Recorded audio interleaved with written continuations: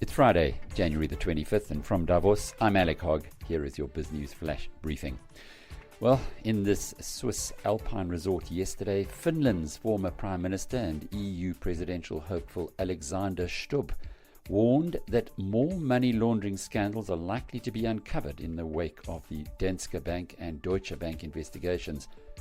Stubb, who is currently vice president at the European Investment Bank, told Bloomberg here that technology is making it easier to track down miscreants, and together with blockchain, it will make financial transactions more transparent and thus much harder for bad actors to game the system.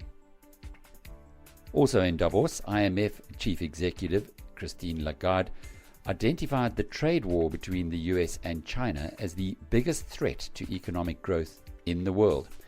But even though she's concerned, the IMF has not further reduced its global growth forecast for 2019.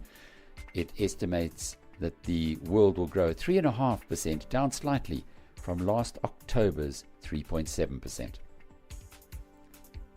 Last night, the 88-year-old billionaire philanthropist George Soros used his annual dinner for journalists to launch a broadside at Chinese President Xi Jinping, calling him the most dangerous opponent of those who believe in open societies. Soros's comments came in the wake of Chinese plans to set up a social credit system to rank and monitor its citizens. Soros urged US President Donald Trump to focus the entire effort of his trade war against China and not against other countries, so that this could act as a brake against China's increasingly autocratic tendencies. In South African-related news, it has emerged in private conversations here in Davos that a radical plan is being hatched to address the terminal state of the country's electricity provider, Eskom. An announcement next month is likely to confirm the unbundling and privatization of an organization whose free cash flow is insufficient to even cover its interest payments, let alone reinvest in much-needed maintenance.